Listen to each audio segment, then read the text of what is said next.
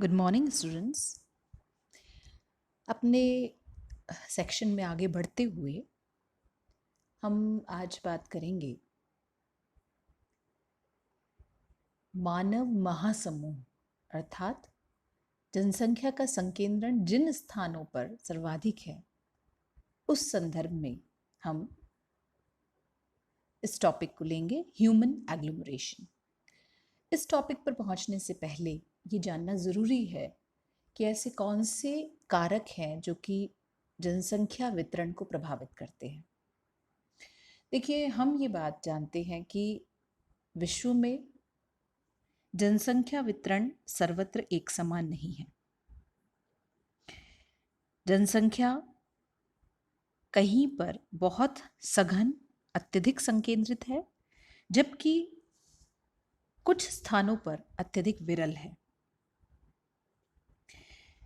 अगर ये देखा जाए तो मुख्य रूप से ये माना गया है कि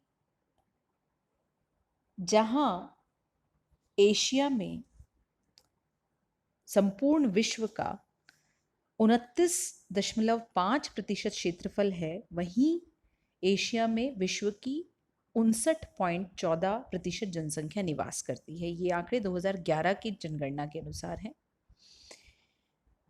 इसी दृष्टि से अगर बात की जाए तो यूरोप भी बहुत महत्वपूर्ण है, जहां पर क्षेत्रफल की दृष्टि से विश्व का 6.5% भूभाग है, लेकिन जनसंख्या विश्व की 10.57% पाई जाती है। तो बहुत सघन बसे हुए महाद्वीप हैं। कुछ भाग ऐसे भी हैं जहां विश्व का क्षेत्रफल ज्यादा है, विपरीत स्थिति है, क्षेत्रफल ज्यादा है।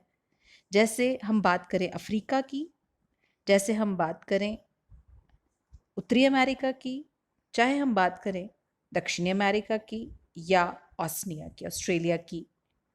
यहाँ वो स्थिति है जहाँ पर विश्व का क्षेत्रफल ज़्यादा है, भूमि ज़्यादा है, संसाधन ज़्यादा है, लेकिन उसकी तुलना में जनसंख्या कम है।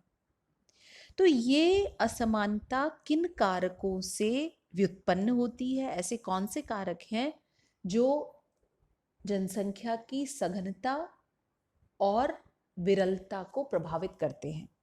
आगे बढ़ने से पहले, उन स्थानों को जानने से पहले, उन कारकों का अध्ययन बहुत अधिक महत्वपूर्ण है।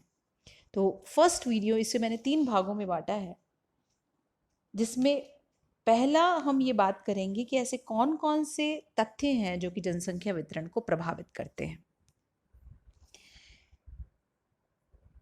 देखिए, ये जो स्लाइड है ये उन फैक्टर्स को चार्ट फॉर्म में बताती है। सबसे पहला कारक है भौतिक कारक। भौतिक कारक में हमें पता है कि मुख्य रूप से अक्षांश देशांतर की स्थिति, उच्चावच, मृदा, जल उपलब्धता, ये मुख्य रूप से आते हैं। अगर हम बात करते हैं उच्चावच की, तो निश्चित रूप से पर्वत, पठार और मैदान।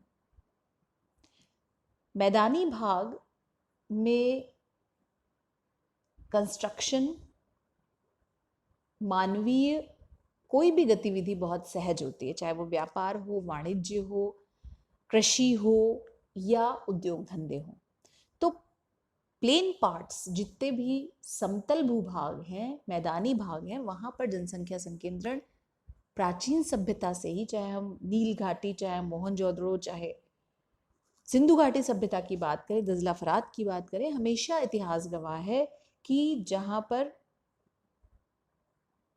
मैदानी भाग है वहां जनसंख्या संकेंद्रण सदैव से ज्यादा मिला है।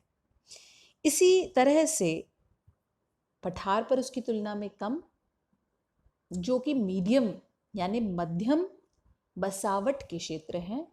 और तीसरे जो हाईलैंड्स हैं यानी माउंटेनियस पार्ट है, जहाँ पर ह्यूमन एक्टिविटीज़ में कई इंटरप्शंस होते हैं, कई व्यवधान होते हैं, तो वो स्पार्सली यानी कि कई बार नॉन एक्यूमिन एरियाज में, आवासीय क्षेत्र में या बहुत विरल बसे हुए क्षेत्र के अंतर्गत आते हैं। इनकी बात हम चाहे रॉकीज, एंडीज, इनकी लोकेशन हम नेक्स्ट जो आएंगे हमारे अपकमिंग वीडियोस होंगे उनमें देखेंगे। इसके अलावा हम देखते हैं जहाँ पर एक्सट्रीम वेदर कंडीशंस होती हैं, जहाँ पर बहुत विपरीत जलवायु दिशाएं हैं, जहाँ तो बहुत गर्मी है या बहुत सर्दी है, दोनों स्थितियां मनुष्य के लिए, मानवीय अस्तित्व के लिए कठिनाईपूर्ण, चुनौतीपूर्ण है। ऐसे में हॉट एंड कोल्ड डेजर्ट, जो कि न केवल मनुष्य के शारीरिक अस्तित्व के लिए अपितु उसके आर्थिक गतिविधियों के लिए भी एक बहुत बड़ा व्यवधान है, तो वहां पर भी मनुष्य का बसावट संभव नहीं है। इसके विपरीत जो इसी संदर्भ में जो डेंसली पॉपुलेटेड एरिया हैं, जहां पर ये फैक्टर्स फेवरेबल हैं, यानी न जलवायु दिशाएं बहुत गर्म हैं और न बहुत ठंडी हैं, इसका मतलब उपोष्ण और शीतोष्ण कटिबंधीय जो क्षेत्र हैं वो इस हेतु फेवरेबल माने जाते हैं, जहाँ फूड प्रोडक्शन हो सकता है, क्रॉप्स हो सकती हैं, कंफर्टेबल एनवायरनमेंट मिल सकता है मनुष्य को सर्वाइवल करने के लिए, अस्तित्व बनाए रखने के लिए।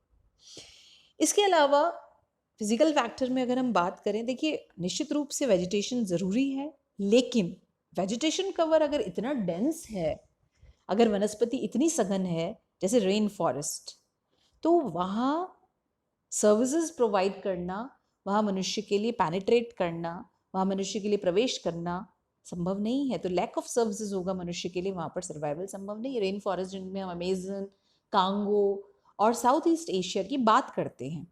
इसके विपरीत जहाँ पर नेचुरल रिसोर्सेज मध्यम होंगे, वेजिटेशन कवर बिल्कुल नहीं होगा, तो वो डेजर्ट एरिया है, वहाँ पर भी पॉपुलेशन सर्वाइवल संभव नहीं है। मीडियम होगा तो वो बेहतरीन माना जा सकता है। इसी तरह से जहाँ पर फ्लड प्लेन है, जहाँ पर बाढ़ आती रहती हैं, तो वहाँ भी मनुष्य का प्रवेश इतना सहज नहीं हो पाएगा, बसावट इतनी संभव नहीं हो पाएगी। और वो क्षेत्र जहाँ पर नेचुरल डिजास्टर्स बहुत कम होंगे, तो मनुष्य के लिए वो सेफ होगा, डेंसली पॉपुलेटेड होंगे। इसी तरह से अगर लैंड इनफर्टाइल है, अनुपजाऊ है, जैसा कि डेजर्ट के रिलेशन में हो सकता है, या ऐसे क्षेत्र जैसा हम देख सकते हैं जहाँ पर कभी ग्रीन रेवोल्यूशन हुआ, वहाँ धीरे धीरे केमिकल यूज़ के कारण उनकी प्रोडक्टिविटी कम होती चली गई, तो वहाँ से पॉपुलेशन माइग्रेट भी हुई। किसी समय वहाँ डेंस पॉपुलेशन थी तो वहाँ अब स्पार्स भी हो गई।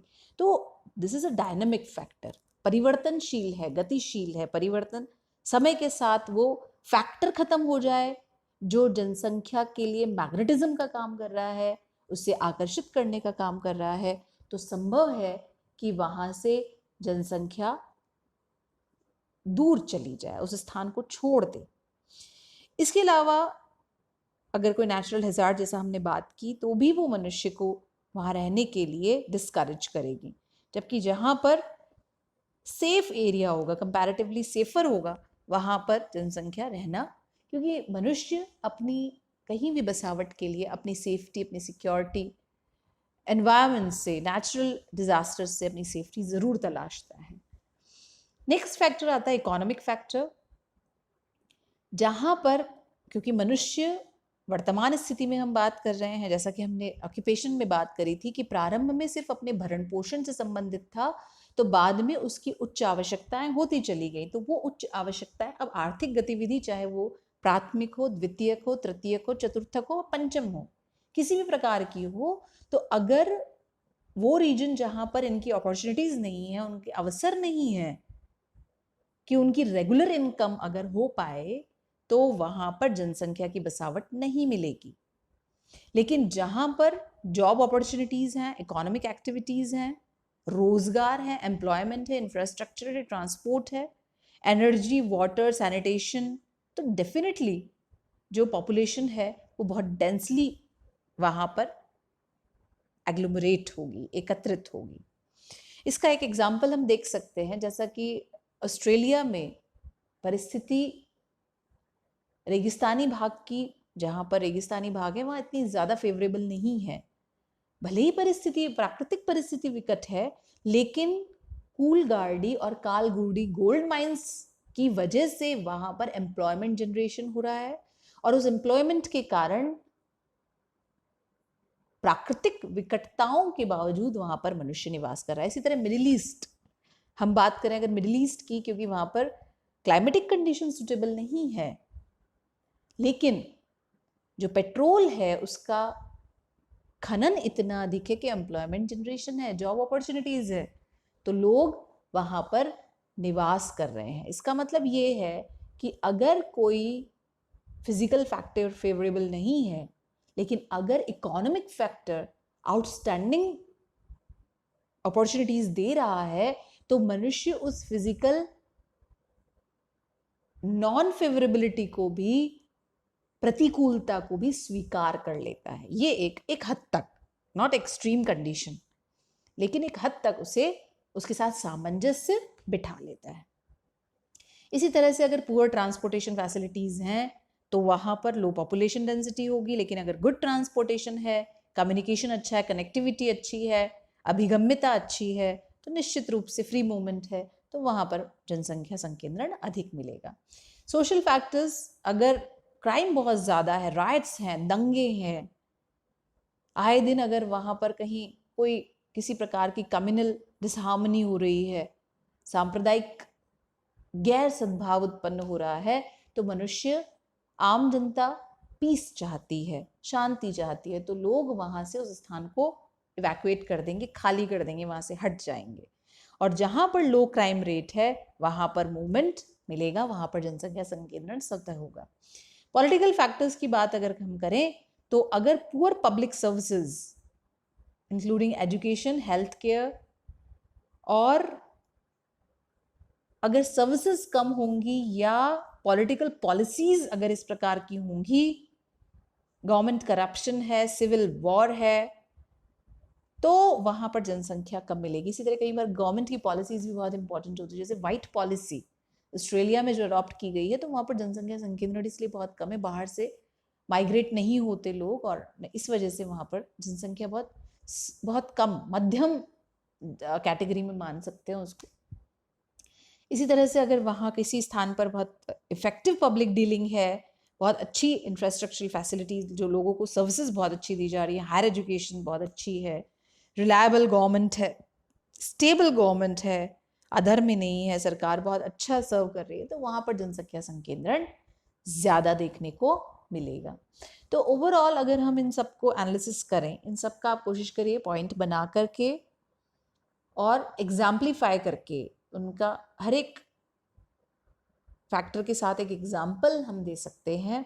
जैसे हॉट डेजर्ट की बात अगर हम करें तो हम बता सकते हैं, सहारा डेजर्ट की बात कर सकते हैं हम, या हम नामिब डेजर्ट की बात कर सकते हैं, जो हम आगे देखेंगे। उनका दो एक लाइन में हम उसका एग्जाम्पल दे करके अपने जिस फैक्टर की बात हम कर रहे हैं उसको थोड़ा पुख्ता कर सकते हैं। तो प्रश्न आ सकता है इस प्रकार से कि विश्व में जनसंख्या के वितरण को प्रभावित करने वाले कारकों का सोदाहरण वर्णन कीजिए या उनका विस्तार से वर्णन कीजिए। किसी भी प्रकार से अगर बनता है तो इनको हम इस प्रकार से क्लासिफाई करके एक एक हेड्स लेकर के उसे हम डील कर सकते हैं एग्जाम्पल के साथ। इसके नोट्स आप तैयार कर लीजिए। Thank you and take care.